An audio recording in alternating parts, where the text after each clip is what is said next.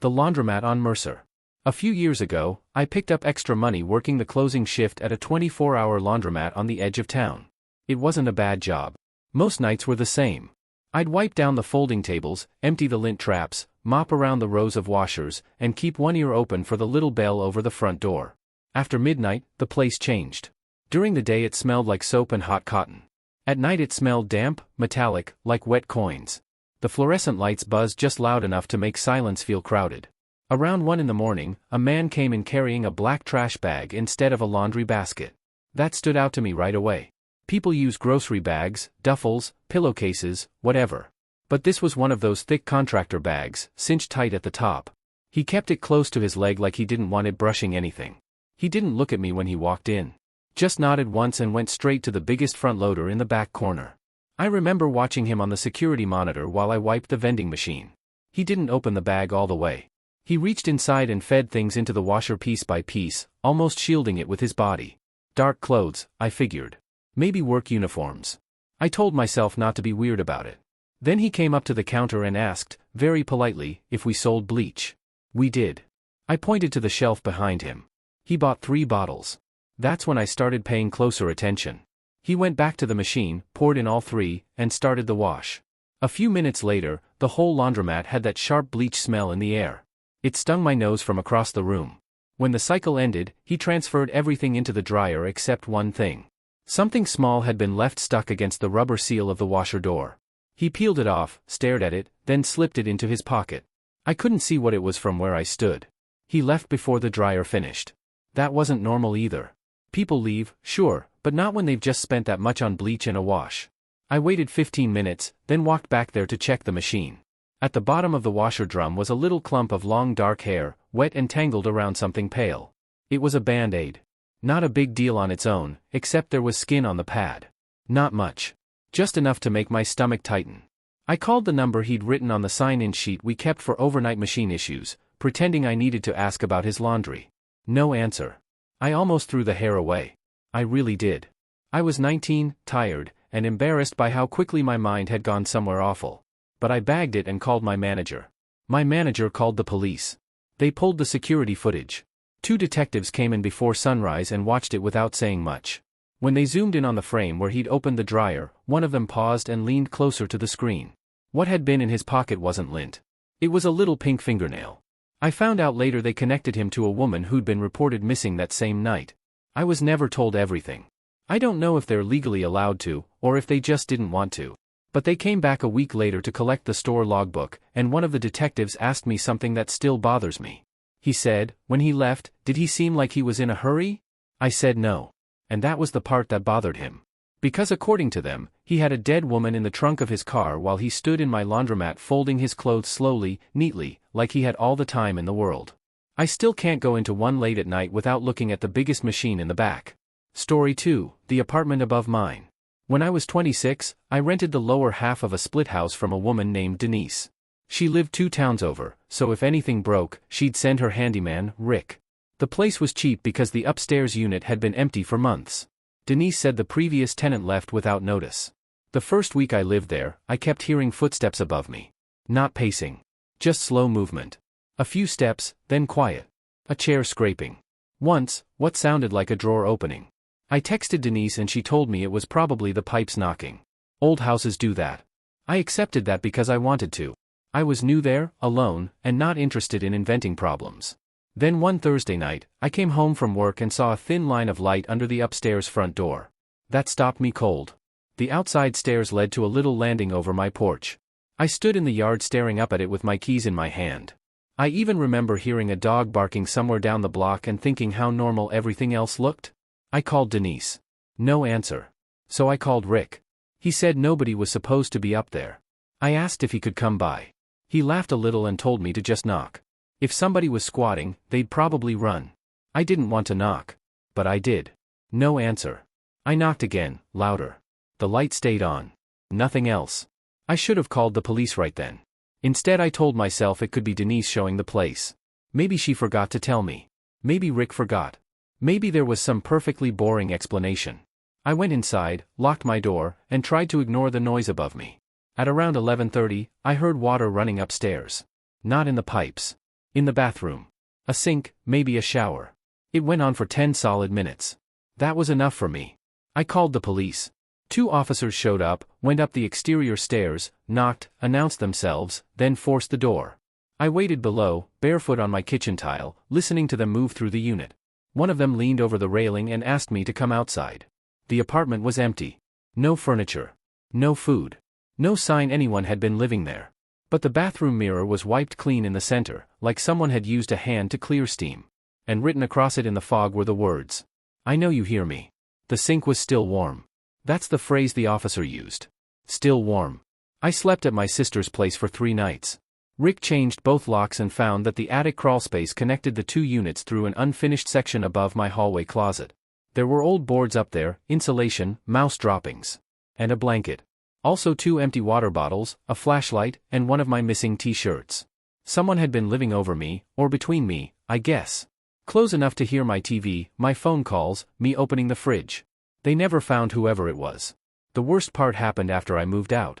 Denise mailed me the rest of my deposit and included a note apologizing for what happened with the upstairs.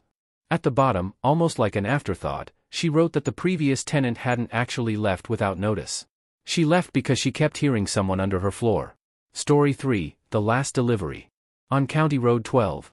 I drove for a pharmacy courier service during the pandemic, which sounds more official than it was. Mostly I delivered prescription bags to people who couldn't leave home. A lot of rural routes.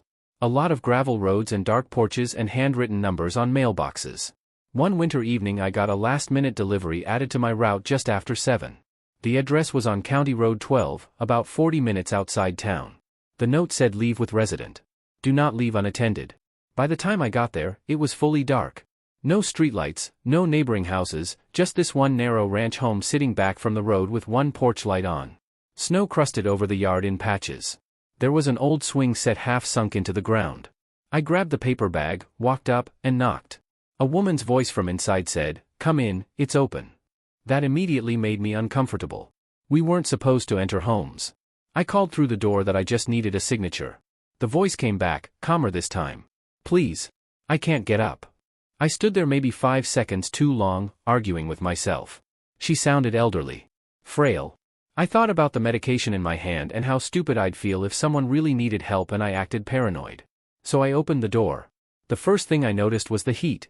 The house felt overly warm, almost wet in the air, and it smelled like boiled cabbage and something sour underneath. The living room lamp was on, but the bulb was so dim it barely lit anything past the couch. "Hello?" I said. "Back here." The voice came from the hallway. I took 2 steps inside and stopped. There were framed family photos all over the wall, but every picture had the faces scratched out. Not the glass. The actual prints, dug through with something sharp. I remember staring at one photo of 3 kids in front of a Christmas tree, all their bodies smiling, all their faces shredded white. Then the voice said, much closer than before, "You're not the regular driver." Not from the hallway. From behind me. I turned so fast I hit the doorframe with my shoulder.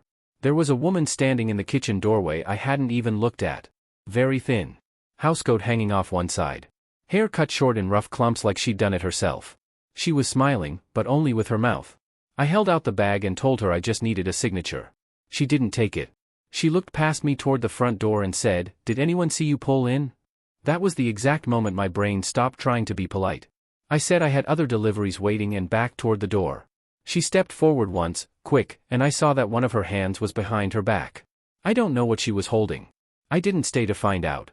I got outside, pulled the door shut, and ran to the van. As I reversed down the driveway, the porch light snapped off. Not faded. Off, like someone had been standing at the switch.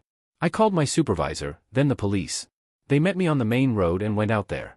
The house had been vacant for almost 2 years. Power was supposed to be disconnected. The name on my delivery slip belonged to a woman who died in assisted living the previous spring. When police searched the place, they found signs someone had been staying there off and on. Canned food. Propane heaters. A mattress in one of the back bedrooms. They also found my delivery bag on the kitchen table, opened, with the paperwork removed. I never saw the woman again, but 3 weeks later a deputy called to ask if I'd ever told her my full name. I said no. He was quiet for a second, then told me to check my mailbox. Inside was my unsigned delivery form. On the back, in neat block letters, it said, "Next time come alone." Story 4, Room 14. For about 6 months I worked maintenance at an old roadside motel that was in the middle of being renovated. Half the rooms were gutted. The owner kept the far end open for truckers and people passing through, and we worked around them during the day. Room 14 wasn't supposed to be occupied. The plumbing was torn out and the carpet had been stripped. We were using it to store boxes of tile and old light fixtures. One Monday morning, I unlocked it to grab a toolbox and found the bed made. That sounds impossible because there shouldn't have been a bed. We had leaned the mattress against the wall weeks before. But there it was. Flat on the frame. Blanket tucked tight. One pillow in the center. I just stood there with the key still in the knob, convinced I'd somehow opened the wrong room. I hadn't. The bathroom door was closed. On the little table by the window sat a styrofoam cup filled halfway with black coffee. Still warm. I told the owner, and he cursed at the night clerk for renting a closed room. The clerk swore he hadn't. We checked the booking logs. No guest. The owner told me to drag the mattress back up against the wall and leave it. He figured some drunk had wandered in with an old key card, or maybe one of the guys doing construction had used the room to sleep it off.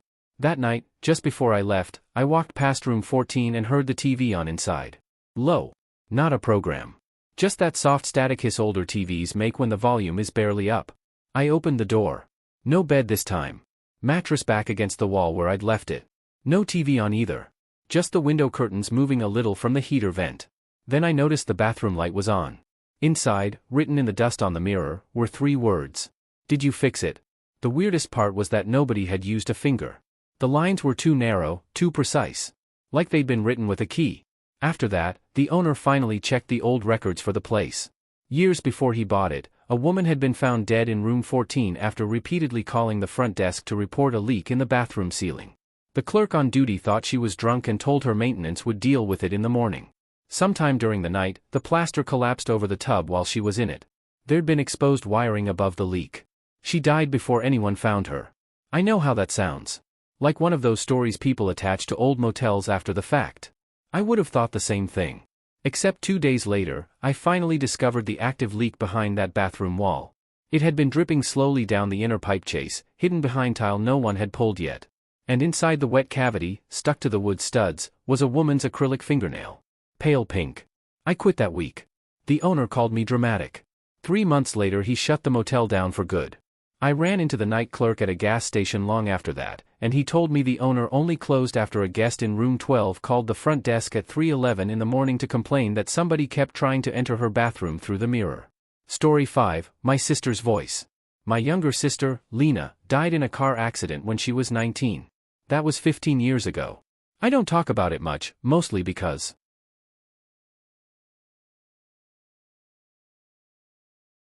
there's never a good way to say what happened after without sounding unstable. A year after she died, my mother gave me one of Lena's old things she'd found in a closet, a silver digital voice recorder. Lena used it in college to save lecture notes. It still turned on. There were dozens of files on it, mostly boring stuff. Professors, grocery lists, Lena singing half a song and laughing at herself. I kept it in a kitchen drawer for months. One rainy Sunday, I was cleaning and decided to back up the files to my laptop before the battery died for good. There was one recording at the bottom with no date, just a default file number. The duration read 47 minutes.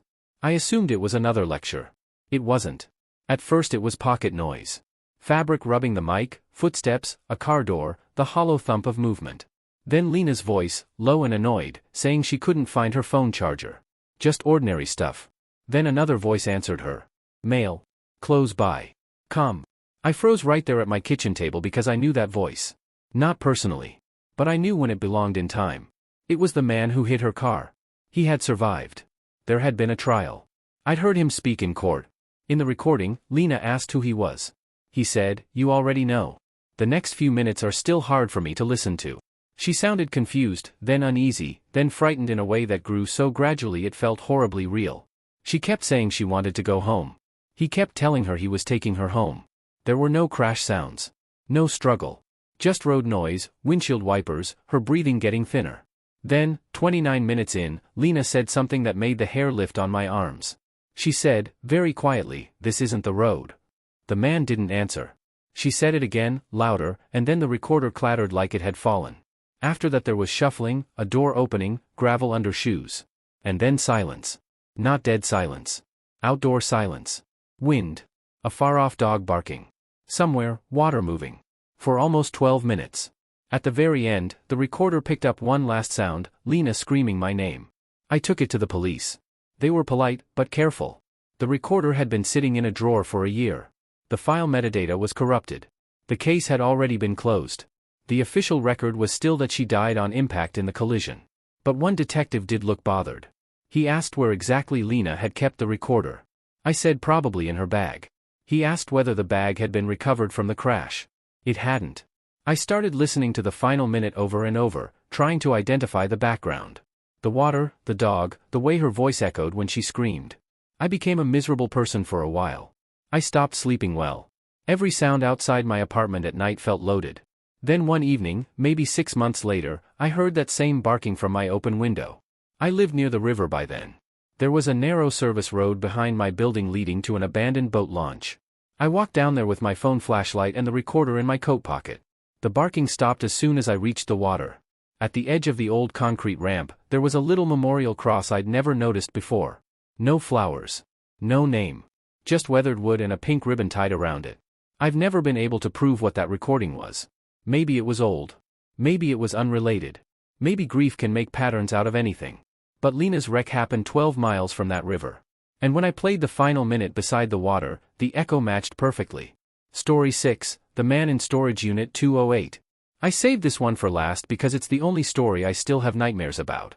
In 2022, I took a temporary job at a self-storage facility while the assistant manager was on maternity leave. It was easy work. Unlock the gate at 6, process rentals, sweep the office, chase off the occasional guy trying to sleep in his truck. There were cameras on every row and motion lights between the buildings.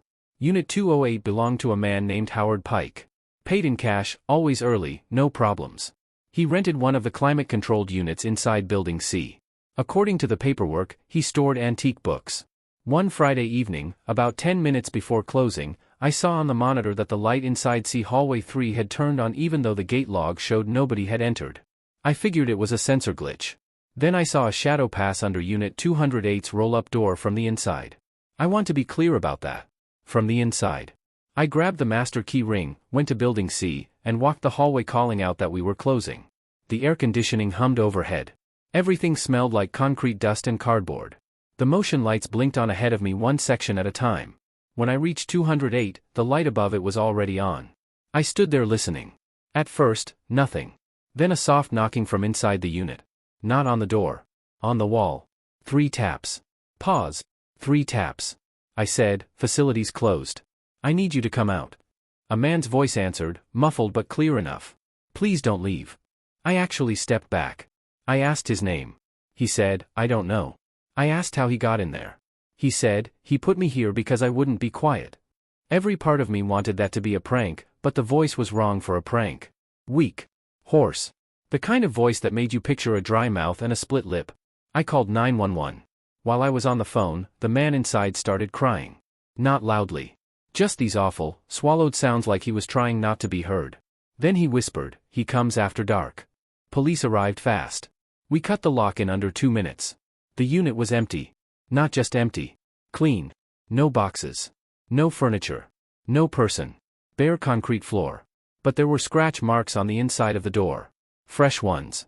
The officers treated me like I'd made an honest mistake. One of them suggested I might have heard someone in a neighboring unit, the sound carrying through the vents. I almost accepted that. I wanted to. Then we checked the camera footage. Nobody entered Building C. Nobody left Building C. But at 7:42 p.m., the camera outside Hallway 3 captured Howard Pike standing at the far end of the corridor, looking directly toward 208. He stayed there for almost 4 minutes without moving. Then, on the footage, the light above 208 turned on by itself. Howard never approached the unit on camera. He just stood there. When police went to the address on his rental agreement, it belonged to a burned house that had been demolished years earlier. The next morning, corporate told me not to discuss the incident with tenants. They sent a regional manager and had Unit 208 drilled open again in daylight. Still empty. They terminated Howard's contract and auctioned the unit by procedure after the waiting period. There was nothing to sell. A month later, after I'd already quit, a detective contacted me. He said they'd found a connection between the name Howard Pike and a missing persons case from the 90s. Not the renter. A victim. Same name as the man who disappeared. That detail sat in my head like a stone. The renter had used the missing man's name. Or the missing man had rented the unit himself, somehow, and kept paying cash for 30 years. I don't know which possibility is worse.